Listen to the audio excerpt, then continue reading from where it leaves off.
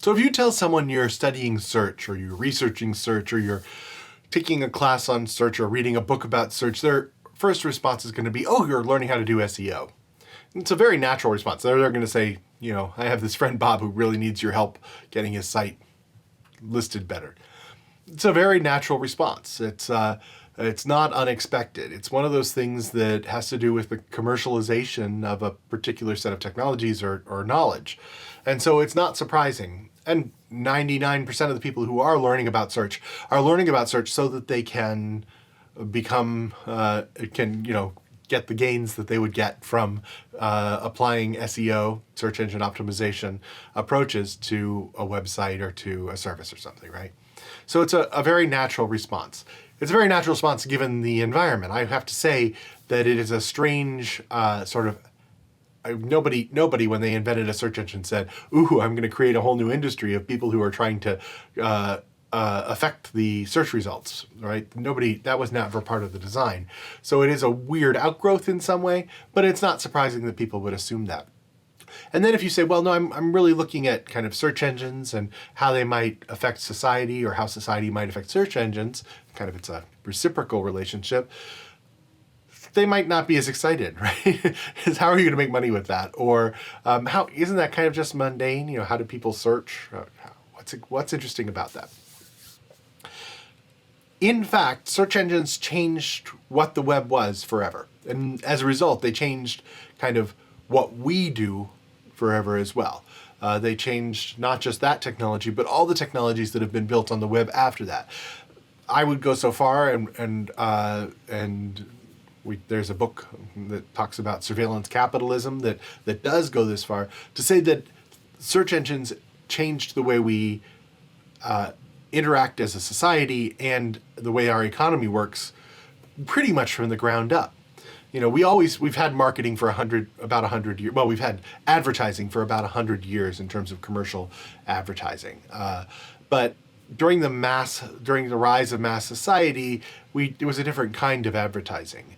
Now it's really marketing and advertising all the way down. The web is built on trying to sell you stuff. And that's kind of shifted the role that search engines play. Search engines aren't just about sort of this ideal of discovering knowledge, of answering questions, of helping to connect you. They're also about selling you stuff. And so that has a huge effect on how our society works. So that's part of it.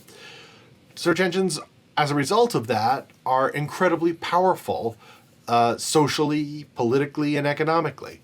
So understanding that role, understanding how search engines work, helps you to understand how they deal out that power. That helps you understand how, the way in which someone finds people to elect or sets an agenda around certain ideas or allows for the censorship or the promotion of particular ideas or concepts.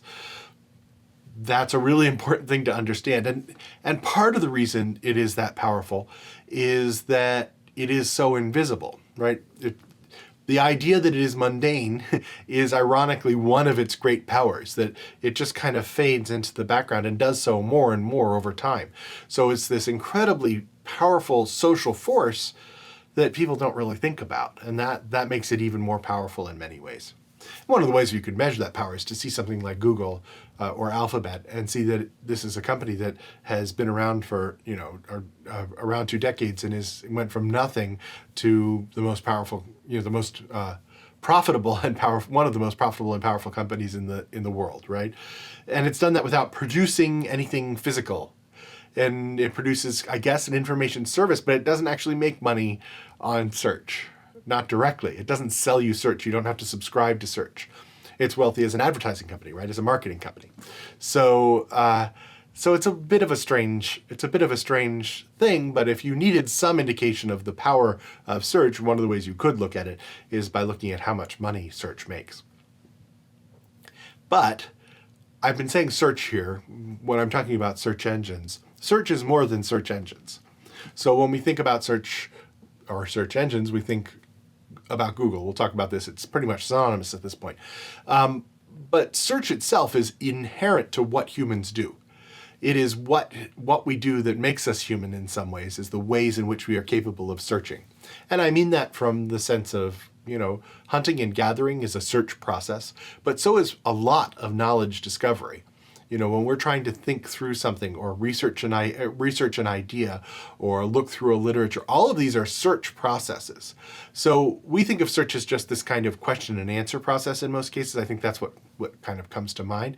But search itself is an inherent process in thinking, in intelligence, in how we both collectively and individually discover things. And that means that not just for us as humans that it's important to understand how we search and how these new search technologies change the way we search, but it also means that a lot of the discussions that are much sexier than search, that are about algorithms, that are about the shift towards artificial intelligence, are actually discussions in many ways about search. When algorithm is a very fancy word that generally means a set of instructions to do something in a very broad sense, but usually when we're using it in the context of computing, it means searching and sorting. Artificial intelligence, likewise, is largely a set of algorithms around searching and sorting. When we talk about deep learning, which is categorizing things based on a very large number of possibilities, that again is sorting those large number of possibilities and then searching for a solution.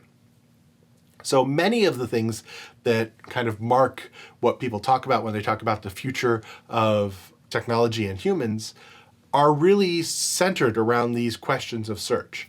So my hope is that over the course of the semester, we'll get a chance. Our focus is still very heavily on search engines, but that's not the title of the course, right? It's search and filtering in society, something like that. I should know what the name of the course is, but it's something like that, some combination of those things. Search engines as a technology play a central role in that, but I think that's receding a bit.